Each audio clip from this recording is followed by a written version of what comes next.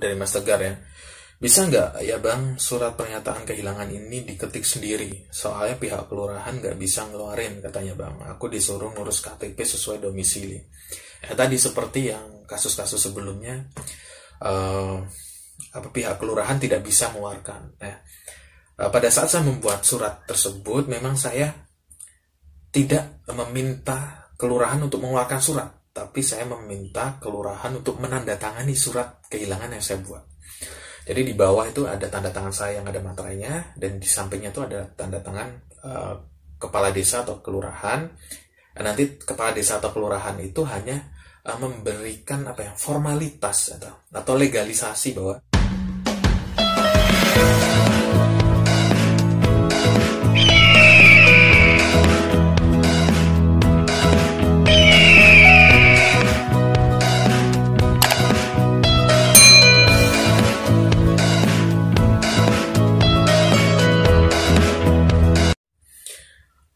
permasalahannya dari sekian banyak yang komen ya di YouTube ini, banyak saudara-saudara kita yang istilahnya itu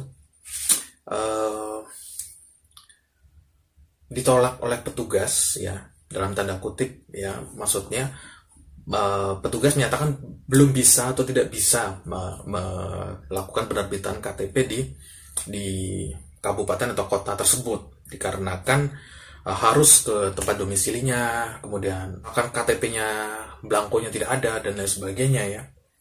Nanti teman-teman bisa baca sendiri di kolom komentar ini ya. Jadi ya intinya ditolak gitu ya. Jadi ditolak, belum bisa melakukan penerbitan KTP di tempat teman-teman sekarang berdomisili, dan disarankan untuk melakukan penerbitan KTP-nya di daerah domisili teman-teman. Nah, kalau teman-teman membawa cetakan tadi ya, cetakan terkait dengan Permendagri nomor 8 tahun 2016 ini, yang teman-teman tidak akan ditolak karena teman-teman bisa memberikan argumen dan penjelasan bahwa sekarang sudah ada peraturan Permendagri nomor 8 tahun 2016 gitu. Jadi tidak perlu datang lagi atau mengurusnya ke domisili teman-teman, karena itu akan memakan waktu, biaya, dan lain ya, tenaga dan sebagainya ya. Jadi untuk efektivitas dan efisien itu memang pemerintah melalui Mendagri memang sengaja membuat sistem supaya teman-teman bisa mencetak KTP dari luar domisili teman-teman. Nah, dasarnya apa? Dasarnya tadi Permendagri nomor 8 tahun 2016. Nah, itu pentingnya teman-teman mencetak peraturan Menteri Dalam Negeri nomor 8 tahun 2016 supaya teman-teman bisa berargumen dengan petugas dari Disduk Capil sehingga teman-teman tidak ditolak begitu saja, tapi teman-teman bisa menyodorkan, misalkan ini ya, saya bawakan filenya. Misalkan ini filenya, teman-teman bisa menjelaskan, Pak, ini di pasal 15 ayat 1, pasal 15 ayat 3, ini sudah bisa melakukan penerbitan KTP sesuai dengan syarat-syarat ini, dan saya sudah membawa syaratnya. Jadi kenapa tidak bisa gitu ya? Nanti teman-teman sampaikan seperti itu saja kepada petugas. Nah, supaya petugasnya juga membaca, dan nanti petugasnya pasti akan menanyakan kepada pimpinan, dan pimpinannya pasti akan membuat kebijakan ataupun akan menjadi bahan untuk pembuatan kebijakan yang akan datang. Nah, permasalahannya apa? Biasanya yang komentar ya, itu yang pertama ditolak itu menurut saya karena ketersediaan belangko itu tidak mencukupi ya. Jadi ketersediaan belangkonya tidak cukup, sehingga bagi teman-teman yang berasal dari luar domisili itu akan ditolak di tempat tersebut. Kemudian yang kedua, selain belangko, yaitu terkait kebijakan prioritas. Karena di mana-mana di seluruh kabupaten kota itu memang lagi banyak-banyaknya adik-adik kita, saudara kita yang sudah berumur 17 tahun. Dan itu memang sudah saatnya mempunyai kartu tanda penduduk. Dan itu antri banget ya. Di tempat saya juga antri. Ya, mungkin karena stoknya itu yang terbatas, sehingga kebijakan dari Disdukcapil setempat atau pemerintah daerah setempat yaitu melakukan prioritas. Jadi bagi warga yang asli domisili kabupaten kota tersebut baru yang bisa. Nah, kemudian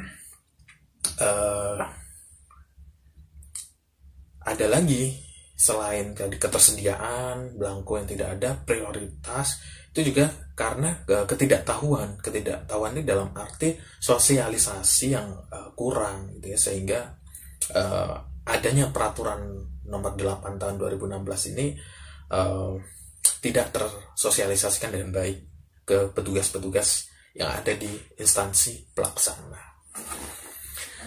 Nah, kira-kira begitu teman-teman terkait jawaban saya. Saya sekaligus ini ya membacakan pertanyaan ya dari saudara kita. Kita lihat apakah masih ada. Nah, ini dari Afif Teriono. Afif Teriono menanyakan, kalau bikin EKTP nggak harus pulang, apa bisa bang? Soalnya saya di rantau. Jawabannya bisa, kalau menurut Permendagri nomor 8 tahun 2016 ya. Sesuai dengan cara yang tadi saya sampaikan itu bisa. Jadi tinggal tadi ya datang ke instansi pelaksana, membuat surat keterangan hilang dari kepolisian terdekat tempat kehilangan, kemudian membuat surat pernyataan bermaterai yang ditandatangani. Kemudian yang ketiga mengisi formnya, dan yang keempat tambahannya adalah mencetak Permendagri nomor 8 tahun 2016, dan kalian bisa sebutkan di dalam pasal 15 ayat 1 dan pasal 15 ayat 3 terkait kehilangan KTP di luar domisili. Jadi untuk Mas Afif Teriono, saudaraku, kalau bikin KTP-nya nggak harus pulang bisa, silakan Mas Afif tinggal dicek Mas Afif itu mengalami kehilangan atau kerusakan KTP-nya di domisili yang sekarang. Tapi kalau untuk perekaman tidak bisa ya Mas Afif ya. Jadi yang bisa hanya menerbitkan saja dengan dasar rusak dan hilang. Nanti kalau hilang ada syaratnya sendiri, rusak ada syaratnya sendiri. Begitu ya Mas Afif. Kemudian ini Mbak Cindy sudah. Kemarin ada lagi yang ditanyakan ya. Saya cek dulu.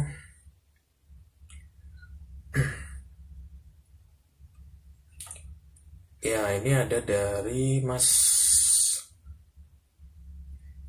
siapa ini ya kemarin, Mas Nakula Sadewa ya kalau nggak salah. Mas Nakula Sadewa, ini pertanyaannya lebih ini lagi. Oh, ini ada Mas Tegar. Saya jawab dulu dari Mas Tegar ya. Bisa nggak ya bang surat pernyataan kehilangan ini diketik sendiri? Soalnya pihak kelurahan nggak bisa ngeluarin katanya bang. Aku disuruh ngurus KTP sesuai domisili. Ya tadi seperti yang kasus-kasus sebelumnya, pihak kelurahan tidak bisa mengeluarkan. Pada saat saya membuat surat tersebut, memang saya tidak meminta kelurahan untuk mengeluarkan surat, tapi saya meminta kelurahan untuk menandatangani surat kehilangan yang saya buat.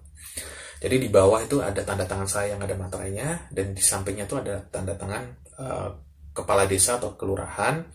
Nanti kepala desa atau kelurahan itu hanya memberikan formalitas atau legalisasi bahwa selain dasar kekuatan hukumnya itu ada di materainya, itu juga dari pemerintah daerah setempat, pemerintah terkecil di daerah tersebut yaitu kelurahan. Jadi surat pernyataan saya itu ada 2 tanda tangannya, yaitu ada tanda tangan dari saya sendiri dan ada tanda tangan dari kelurahan, dan ada catnya dan ada tanda tangannya. Itu hanya menguatkan saja. Kalau tidak bisa atau tidak mau menandatangani ya tidak apa-apa, hanya tanda tangan kita sendiri, yang penting ada materainya. Jadi bisa membuat surat pernyataan sendiri, bisa diketik sendiri, formatnya sudah ada di video. Jadi teman-teman tinggal ditulis sesuai dengan format tersebut, insya Allah sudah cukup isi materi yang ingin dinyatakan. Karena surat pernyataan harus menyatakan sesuatu, yaitu kehilangan tadi.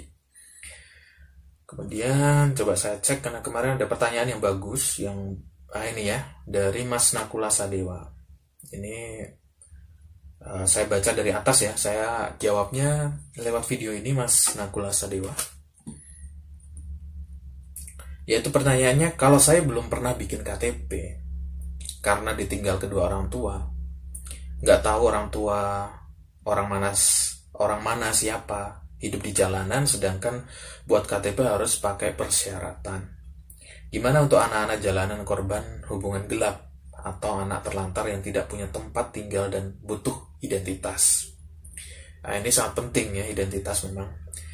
Kemudian kemarin sempat saya balas ya, tapi saya ingin mengetahui lebih lanjut terkait umurnya dan tempat kabupaten kotanya. Ternyata ini ada di Jogja, dan ternyata Mas Nakula Sadewa ini sudah berumur lebih dari 18 tahun.